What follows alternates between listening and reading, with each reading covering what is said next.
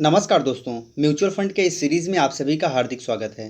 Guys, आज के इस वीडियो में हम आपको बताएंगे कि अल्फ़ा और बीटा क्या होता है। जब भी आप म्यूचुअल फंड में इन्वेस्टमेंट करने जाते हो तो अल्फ़ा और बीटा को बिल्कुल आपको ध्यान रखना है, क्योंकि अगर आप इसको ध्यान नहीं रखते हो तो फाइनली आपको ज़्यादा नुकसान हो सकता है। तो हे गाइज, आप इस वीडियो को अंत तक ज़रूर देखिएगा। चलिए वीडियो को शुरू करते हैं। तो गाइज, बेसिकली बीटा और अल्फ़ा रिस्क मैनेजमेंट के लिए यूज़ किया जाता है। सबसे पहले हम बीटा के बारे में समझेंगे। बीटा बेसिकली वोलेटिलिटी को दिखाता है, अर्थात अगर बीटा नेगेटिव है तो वोलेटिलिटी कम होती है, और अगर बीटा पॉजिटिव है तो वोलेटिलिटी ज़्यादा होती है। सपोज करते हैं कि इसका एक बेंचमार्क जो होता है वो 1 होता है। अगर कभी भी बीटा 1 से अधिक है यानी कि ये ज़्यादा वोलेटाइल है, और अगर कभी भी ये 1 से कम है तो यानी ये कम वोलेटाइल है। दोस्तों, जब भी वोलेटिलिटी ज़्यादा होती है तो नुकसान के चांसेस बढ़ जाते हैं, लेकिन रिटर्न के भी चांसेस बढ़ जाते हैं। सपोज करिए कि मार्केट में अगर 20% ग्रोथ आई तो आपका फ़ायदा 20% होगा, लेकिन अगर नेगेटिव में 20% ग्रोथ आई तो हो सकता है कि आपको नेगेटिव 20% यानी नुकसान भी आपको 20% का सहना पड़ेगा। तो इस प्रकार से हम देखते हैं कि सीधे बीटा जो है वो वोलेटिलिटी को प्रभावित करता है। अब आपको क्या करना है, सपोज करिए कि या आपको इन्वेस्टमेंट करना है किसी एएमसी में। तो जब भी आप जिस फंड में इन्वेस्टमेंट करने जा रहे हैं तो आप पहले उसका बीटा वैल्यू चेक करिए। बीटा वैल्यू कभी भी +1 से अधिक नहीं होना चाहिए, यानी कि 1 जो है ये एक बेस है और 1 से अधिक नहीं होना चाहिए। कभी भी बीटा अगर आप देख रहे हैं तो वो माइनस में हो या फिर 1 से कम हो, ठीक है।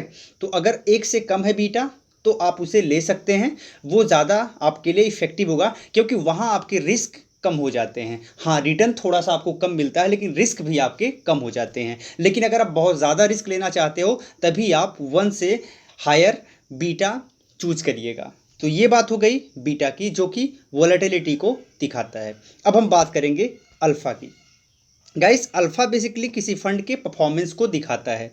सपोज करिए कि अल्फ़ा का एक जो बेंच मार्क है वो 20 है, ठीक है। 20% का बेंच मार्क है, और आप जिस फंड में इन्वेस्टमेंट किए हैं उस फंड में आपको टोटल रिटर्न 25% का मिला है, यानी कि 5% आपको एक्स्ट्रा रिटर्न मिला है। तो हम कह सकते हैं कि इस फंड ने बेंचमार्क से अच्छा रिटर्न आपको दिया है। इसका मतलब यह है कि इसका अल्फ़ा जो है आपके लिए काफ़ी ज़्यादा, यानी कि इसका परफॉर्मेंस काफ़ी ज़्यादा है, और इसका पूरा श्रेय जाता है फंड मैनेजर को, यानी उस एएमसी के फंड मैनेजर को, कि उसने आपके फंड को बहुत अच्छी तरह से मैनेज किया है, क्योंकि बेंचमार्क से अधिक आपको रिटर्न मिल पाया है।